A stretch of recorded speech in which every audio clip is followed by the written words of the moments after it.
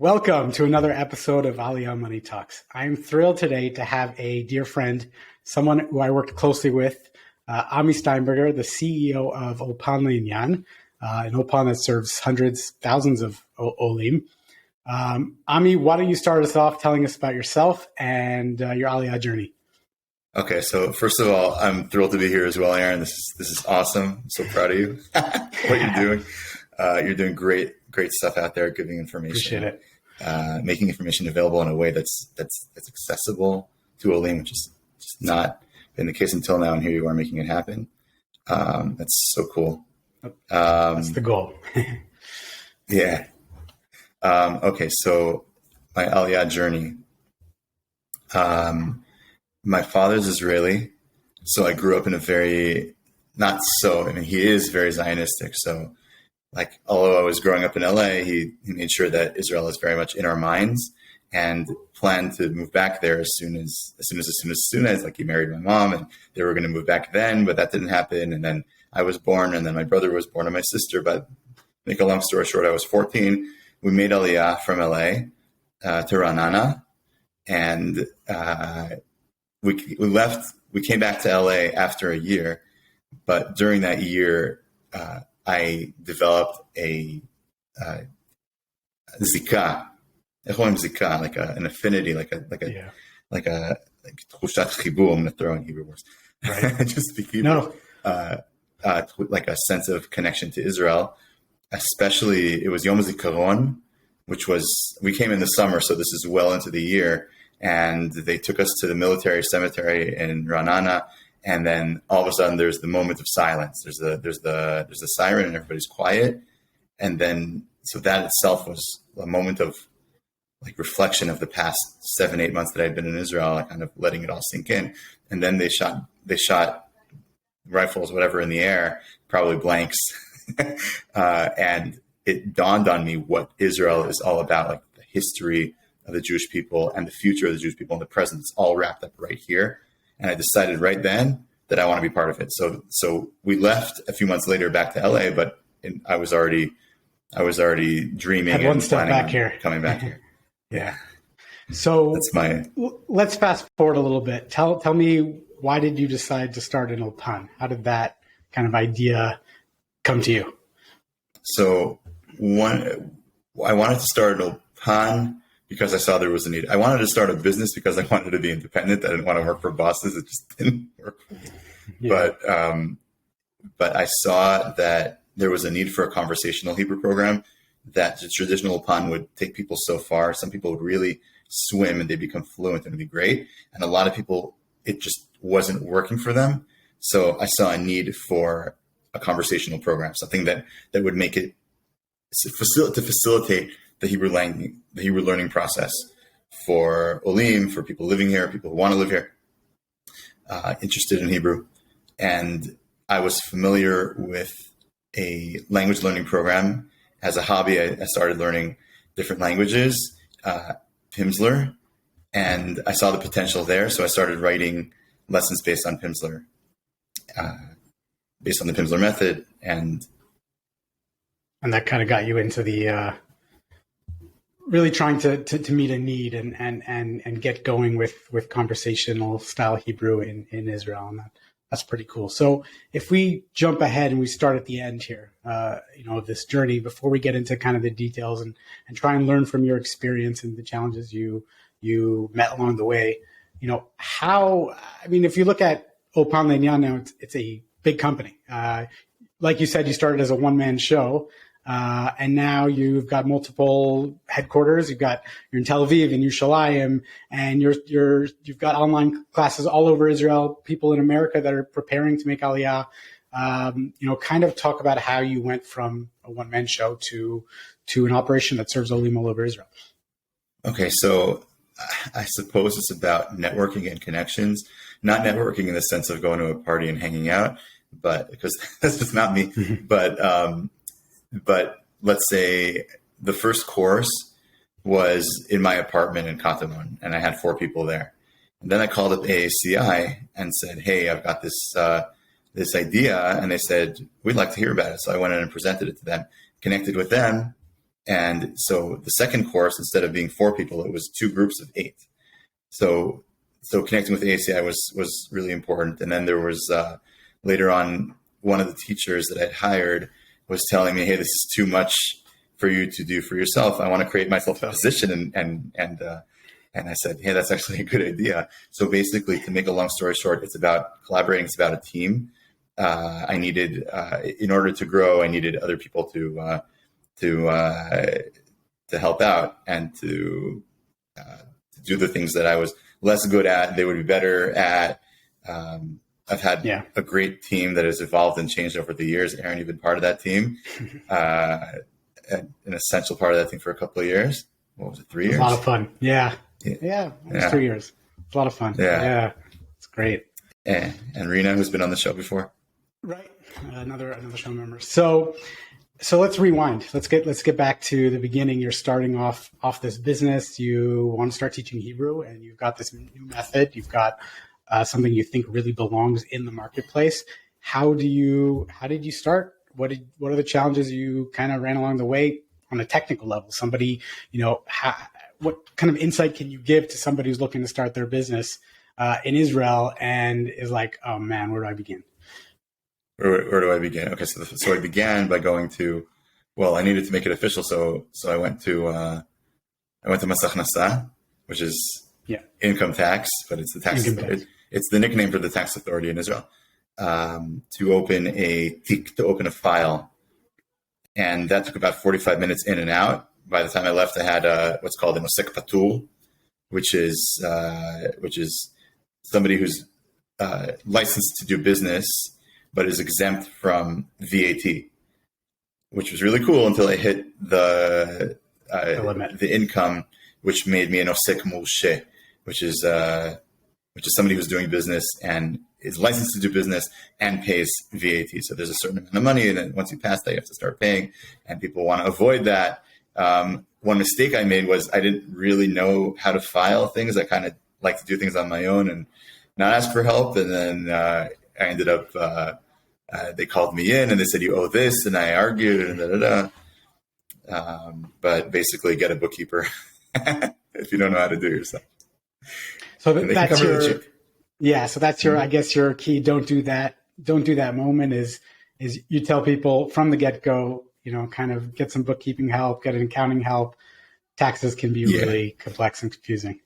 Yeah. And it doesn't have to be a big expense. Like sometimes, like I went to meet with different bookkeepers and accountants. And as soon as they said, "Have a seat, I'll give you a cup of coffee," I already knew the price doubled from what I planned to spend. So it doesn't have to be very expensive. There are people who have a very slim operation and they can charge not very much. So don't be scared of that. Start small. Starting small. Yeah.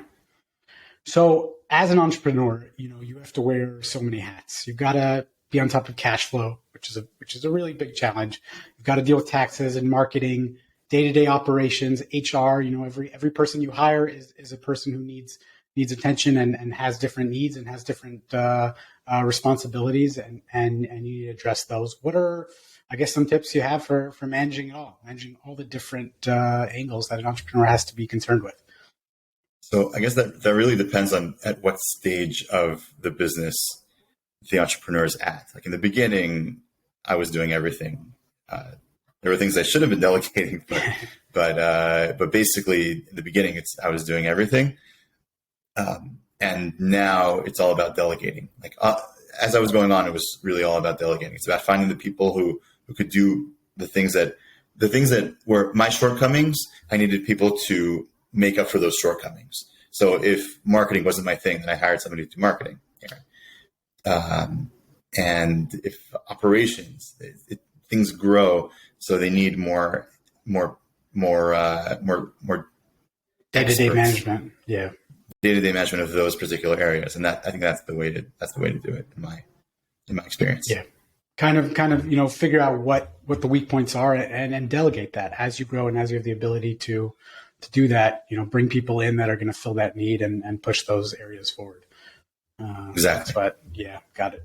So let's talk Hebrew, since that's your expertise for sure. One of the things I love about what you've done with Ulpan La-Inyan is you've built this video and daily, talk about consistency. You built this daily dose of Hebrew where you send out almost 10 years now. You've been doing this, even more. More than things. Yeah, which is incredible. 10 years you've been sending out every single day, basically, a dose, a small little dose just to get a little bit of piece of Hebrew, which is really, really fantastic and an amazing free tool for olim and people who are preparing for Aliyah. So I guess when we talk about money and Hebrew, by far one of the most, best ways to save money in Israel is to negotiate. Everything is negotiable. It frustrates Americans for sure and other olim to no end that you have to go in and negotiate everything. But the fact is everything is negotiable and you can really save a lot of money by negotiating. So how would you, what kind of tips would you give to olim as far as preparing to negotiate and build their confidence around being more confident in Hebrew? Okay, so you're asking about negotiating in Israel in general, and then specifically with Hebrew. Yeah, right? Confidently, in the language that they're going to need to do that in. Yeah. Okay, so let's start with the language, then I'll go for the general tip.